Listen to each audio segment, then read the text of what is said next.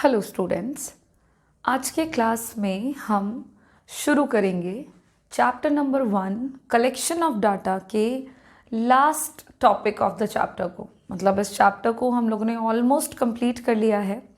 Unit number 2 में है हम लोग स्टैटिस्टिक्स फॉर इकोनॉमिक्स। यूनिट का नाम है collection, organisation and presentation of data. इस यूनिट में हम chapter number 1 collection of data इसको डिस्कस कर रहे हैं। इस चैप्टर में बेसिक जितने भी टर्म्स हैं related to collection of data हमने वो ख़त्म कर लिया है।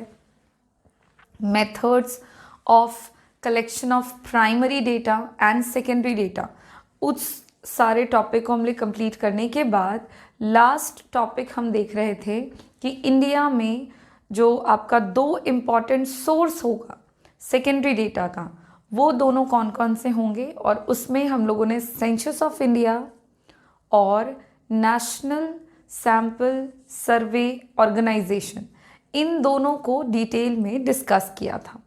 आज के क्लास में हम उसके आगे के टॉपिक पे चलेंगे और आज हम बात करेंगे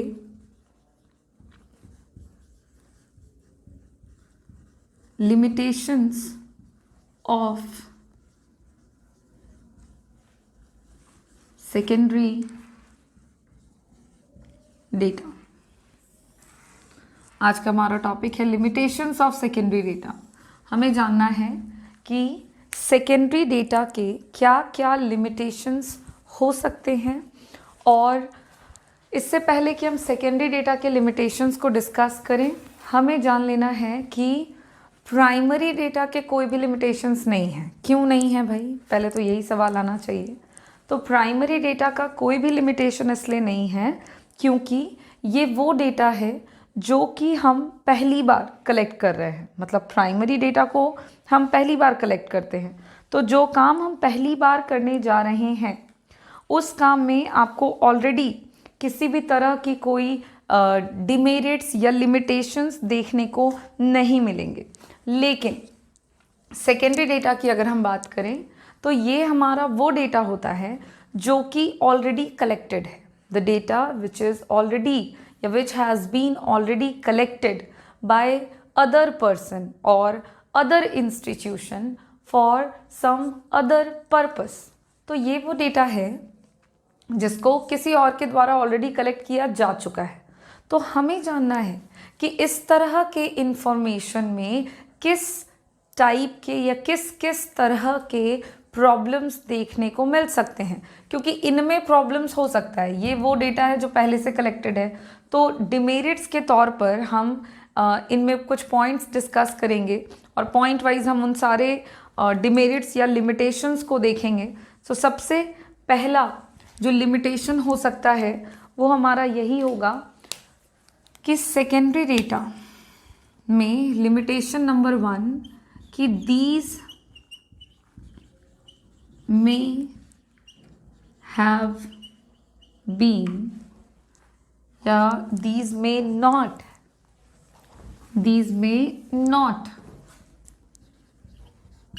have been collected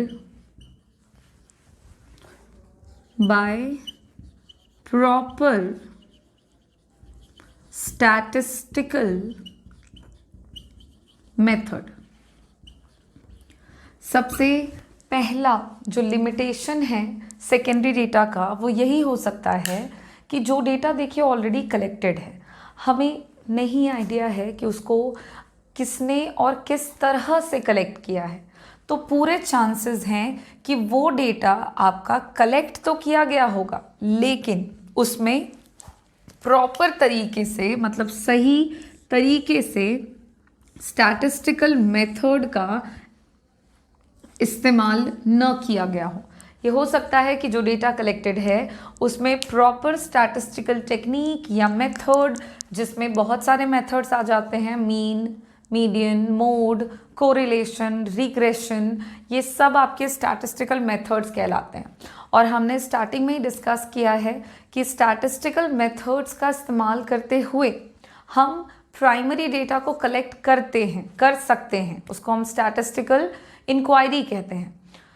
पूरे चांसेस हैं कि जो डेटा आपका ऑलरेडी कलेक्टेड है उसको जिसने भी कलेक्ट किया हो उसने सही तरीके से स्टैटिस्टिकल मेथड का इस्तेमाल किए बगैर कलेक्ट किया हो, और फिर अगर ऐसा होगा तो फिर वो डेटा आपका सही नहीं होगा। अगर हम वो डेटा अपने स्टडी में यूज़ कर लेंगे तो हमारी स्टडी भी गलत हो जाएगी। तो जो सबसे पहला लिमिटेशन है सेकेंडरी डेटा का वो यही कि पूरे चांसेस हैं कि जो डेटा कलेक्टेड है वो सही तरीके से या सही स्टैटिस्टिकल मेथड का यूज़ न किया गया हो उसके कलेक्शन में। अगला लिमिटेशन है कि these may not B suitable for concerned inquiry। देखिए, हो सकता है कि जो डेटा ऑलरेडी कलेक्टेड है वो कलेक्ट चूंकि किसी और ने किया है, उसने अपने पर्पस के लिए किया है, और हम जो स्टडी कर रहे हैं, हमारे स्टडी का जो भी ऑब्जेक्टिव है, चांसेस हैं कि जो डेटा हमने कलेक्ट नहीं किया है वो हमारे प्रेजेंट इंक्वायरी के साथ, मतलब हमारी जो इन्वेस्टिगेशन का ऑब्जेक्टिव है उसके साथ वो मैच ना करे, सूट ना करे। ये एक डिमेरिट हो सकता है सेकेंडरी डेटा का कि भाई कलेक्टेड है सपोज कीजिए कि पॉवर्टी पर, और हमें इंफॉर्मेशन चाहिए अनएम्प्लॉयमेंट से रिलेटेड, तो वहाँ पे वो डेटा हमें यानी कि पॉवर्टी वाला कलेक्टेड डेटा हमारे स्टडी में यूज़ तो नहीं हो पाएगा। इसी वजह से लिमिटेशन में ये पॉइंट है कि हो सकता है कि secondary data these may not be suitable for the concern inquiry, for the present inquiry, जिसकी भी हम इंक्वायरी कर रहे हैं उससे हो सकता है कि वो रिलेट ना करे, सूट ना करे। अगला पॉइंट होगा लिमिटेशन में कि these may not be suitable, या फिर कह सकते हैं कि these may not relate with present time. देखिए, हो सकता है कि जो डेटा ऑलरेडी कलेक्टेड है वो डेटा आपके प्रेजेंट टाइम के साथ भी मैच ना करे, और ये जनरली देखने को मिलता है सेकेंडरी डेटा में। देखिए, ये वो डेटा है जो ऑलरेडी कलेक्टेड है, अब इसको जिस वक्त किसी के भी द्वारा कलेक्ट किया गया होगा ये डेटा उस टाइम के लिए सूटेबल होगा। अब उस टाइम का कलेक्टेड डेटा अगर हम प्रेजेंट टाइम पे यूज़ करेंगे तो बहुत सारे ऐसे इंफॉर्मेशन होते हैं जो टाइम के साथ चेंज हो जाते हैं, तो फिर वो डेटा हमारे प्रेजेंट टाइम के साथ मैच नहीं करेगा। फॉर एग्ज़ाम्पल, मैं आपको पॉवर्टी बता रही हूँ कि इंडिया में गरीबी है, और मैं बता रही हूँ कि 1947 में जब इंडिया आज़ाद हुआ था तब इंडियन इकोनॉमी में इतने परसेंट लोग पुअर थे। तो मैं जो डेटा आपको बतला रही हूँ वो 1947 का है, प्रेजेंट सिनेरियो इज़ 2021। तो 2021 में हमारा जो सिचुएशन है या जो परसेंटेज ऑफ पॉवर्टी है, percentage of below poverty line people हैं, उनकी संख्या या तो घट गई होगी या तो बढ़ गई होगी। तो उस वक्त का डेटा अगर हम अभी के टाइम पर यूज़ करना चाहेंगे तो वो हम यूज़ नहीं कर पाएंगे, और ये एक इम्पॉर्टेंट लिमिटेशन है सेकेंडरी डेटा का कि हो सकता है कि वो हमारे प्रेजेंट इंक्वायरी के साथ मैच ना करे, दूसरा था, और तीसरा हो सकता है कि वो सूटेबल ही ना हो हमारे प्रेजेंट टाइम के साथ, वर्तमान समय के साथ वो डेटा आपका मैच ना करे। अच्छा, और आपके क्या पॉइंट्स हो सकते हैं? तो पूरे चांसेस हैं कि जो डेटा ऑलरेडी कलेक्टेड है वो आपका दीज में बी लेस एक्यूरेट और यू कैन से इनएक्यूरेट। देखिए, हो सकता है कि जो डेटा ऑलरेडी कलेक्टेड है उसको किसी भी प्रॉपर या रीजनेबल स्टैंडर्ड ऑफ एक्यूरेसी, एक सटीकता के पैमाने को ध्यान में रखते हुए कलेक्ट न किया गया हो। आसान शब्दों में कहें तो हो सकता है कि जो डेटा ऑलरेडी कलेक्टेड है वो सही ना हो, उसको सही तरीके से कलेक्ट नहीं किया गया होगा। अब अगर ऐसा है तो फिर वो डेटा हम अगर अपने स्टडी में यूज़ करेंगे तो वो हमारे स्टडी के लिए बिल्कुल भी बेनिफिशियल नहीं होगा। इनफैक्ट हमारा जो स्टडी है वो गलत हो जाएगा अगर हम वैसे इंफॉर्मेशन को यूज़ कर लेते हैं तो ये भी आपका एक लिमिटेशन है सेकेंडरी डेटा का, कि जो डेटा ऑलरेडी कलेक्टेड है पूरे चांसेस हैं कि वो आपका सही नहीं हो, और या तो सही हो तो बहुत कम, या फिर बिल्कुल भी सही ना हो। इस बात के पूरे चांसेस होते हैं। नेक्स्ट लिमिटेशन में एक और पॉइंट हम ऐड करेंगे कि पूरे चांसेस हैं कि सेकेंडरी डेटा सेकेंडरी डेटा में बी बायस्ड हो सकता है, और अगर वो बायस्ड हुआ तो हेंस वो फिर आपका रिलायबल यानी कि भरोसेमंद नहीं रह जाएगा। हो सकता है कि सेकेंडरी डेटा बायस्ड हो, और अगर बायस्ड है तो फिर वो रिलायबल भी नहीं होगा। पूरे चांसेस हैं कि जो डेटा ऑलरेडी कलेक्टेड है उसको किसी भी व्यक्ति या किसी भी इंस्टीट्यूशन के द्वारा कलेक्ट किया गया हो, तो हो सकता है कि वो डेटा आपका गलत हो और उसको जानबूझ के गलत तरीके से कलेक्ट किया गया हो। और अगर ऐसा होता है तो फिर उस केस में वो डेटा भरोसेमंद नहीं रहेगा, और अगर आप कम रिलायबल या नॉट रिलायबल डेटा जैसे किसी भी तरह के इंफॉर्मेशन को यूज़ कर लेते हैं अपने स्टडी में, तो फिर आपकी स्टडी भी पूरी की पूरी गलत हो जाएगी। उससे प्राप्त किया गया निष्कर्ष रिजल्ट गलत होगा और वो आपका रिलायबल नहीं होगा। तो ये आपके कुछ पॉइंट्स हैं जो कि सेकेंडरी डेटा के लिमिटेशंस को दिखाते हैं कि सेकेंडरी डेटा में ये कुछ प्रॉब्लम्स आपको देखने को मिल सकते हैं। अच्छा, अब ये तो हो गई लिमिटेशंस की बात। तो अगला और लास्ट टॉपिक इस चैप्टर का, और वो यही होगा कि चूंकि सेकेंडरी डेटा में कुछ लिमिटेशंस होते हैं, तो इसीलिए हम लोगों को जब भी सेकेंडरी डेटा यूज़ करना हो तो उसके यूज़ को, उसके इस्तेमाल के वक्त हम क्या करेंगे, प्रिकॉशंस लेंगे in the use of secondary data. आपको कुछ सावधानियां रखने की ज़रूरत है जब भी आप अपने स्टडी में सेकेंडरी डेटा का इस्तेमाल करेंगे। क्यों हमें प्रिकॉशंस रखना पड़ता है? तो जैसा कि हमने देखा अभी अभी कि सेकेंडरी डेटा जो है हमारा वो कुछ इस तरह का डेटा है जिसमें कुछ डिमेरिट्स देखने को मिलते हैं, और अगर वो डेटा में किसी भी तरह का कोई डिमेरिट होगा, किसी तरह की कोई प्रॉब्लम होगी, तो फिर वो डेटा आप अगर यूज़ कर लेते हो एज इट इज़, तो आपकी जो स्टडी है वो गड़बड़ हो जाएगी। इसलिए हमेशा सेकेंडरी डेटा को जब भी हम अपने स्टडी में यूज़ करेंगे तो उस वक्त हम कुछ बातों का ध्यान रखेंगे। प्रिकॉशन मतलब सावधानियाँ, और प्रिकॉशंस की बात करते हैं, इसको भी हम कुछ पॉइंट्स में देखेंगे। और जो सबसे पहला पॉइंट होगा सेकेंडरी डेटा के यूज़ में प्रिकॉशन का, वो आपका यही होगा कि जब भी हम सेकेंडरी डेटा के रूप में इंफॉर्मेशन यूज़ करेंगे अपनी स्टडी में, तो वो इंफॉर्मेशन, वो डेटा हम चेक कर लेंगे कि किसी कॉम्पिटेंट एजेंसी के द्वारा कलेक्ट किया गया हो। देखिए, जब भी हम डेटा यूज़ करेंगे तो हम हमेशा चेक करेंगे कि वो डेटा किस तरह के संस्था या किस तरह के व्यक्ति के द्वारा कलेक्ट किया गया है। इसका पता हम लगा लेते हैं इंफॉर्मेशन के सोर्स से। जब भी आप कहीं पे भी किसी भी तरह की कोई जानकारी प्राप्त करते हैं तो उस जानकारी के बिल्कुल बॉटम में नीचे आपको सोर्स मिलता है।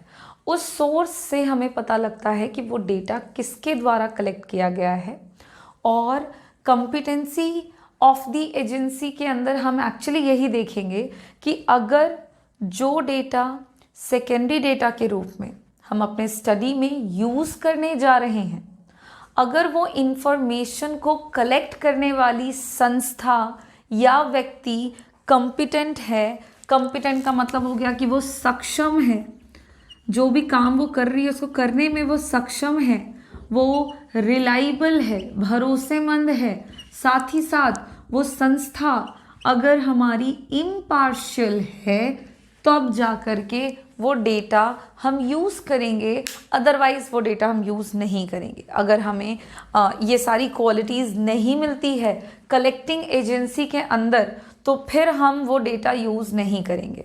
सो whenever we use secondary data then we should कह सकते हो कि we should be used only if they are collected they are या these are collected by competent, reliable and impartial agency, otherwise not। ये हो गया हमारा पहला प्रिकॉशन कि भाई आप चेक करोगे कि किसने कलेक्ट किया है। दूसरा कि हम देखेंगे कि जो डेटा हम यूज़ करने जा रहे हैं उस डेटा का ऑब्जेक्टिव क्या है और हमारे स्टडी का ऑब्जेक्टिव क्या है।